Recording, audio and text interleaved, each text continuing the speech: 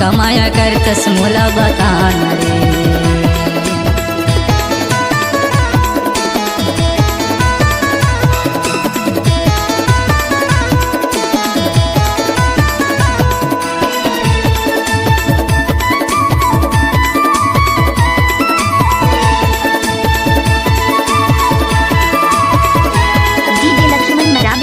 पिकिया school टोला वाले।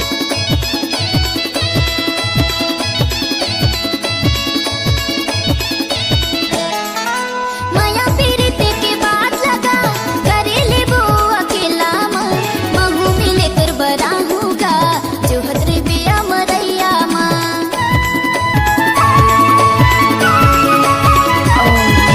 माया पीड़ित के बात लगा करेले वो अकेला महू मिले तुर बराहूगा जो हदरे बिया मरैया माँ। महू मिले तुर बराहूगा जो हदरे बिया मरैया माँ। मोहनी दिली जोगनी दिलदार है, अने मोहनी दिली जोगनी दिलदार है। कतका माया करतस मोला बताना रे, है कतका माया करतस मोला बताना रे। मने भौरा मोर दीवाना माया मार ले, मने भौरा मोर दीवाना माया मार ले। माया देहू तोला माया रू में प्यार से, है माया देहू तोला माया रू में प्यार से।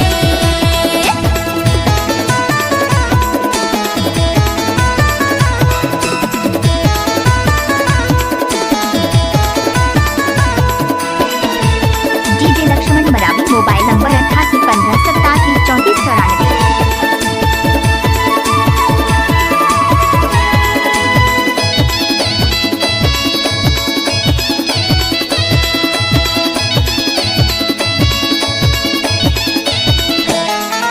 पेमर सांवरिया खावा झनकिरिया वादा कर तो ईमान से और बड़े भैया के डर मांगा हुआ था हलकान रे।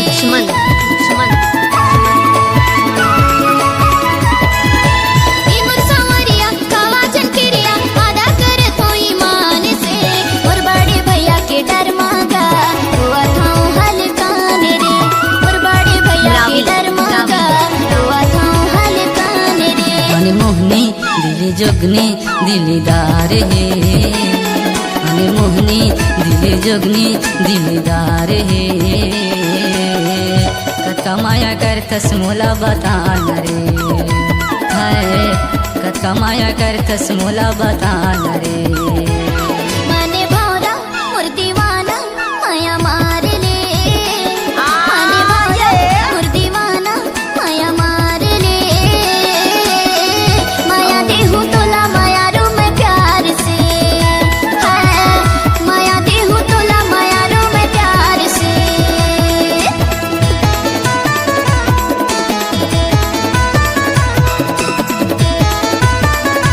डीजे लक्ष्मण मरावी।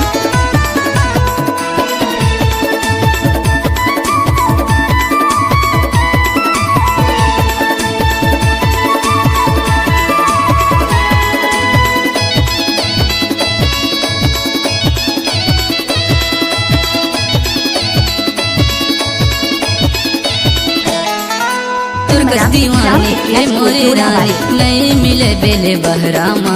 ताहू धोखा मोला दे दे जनबो मर जाऊं तोरे पहरामा।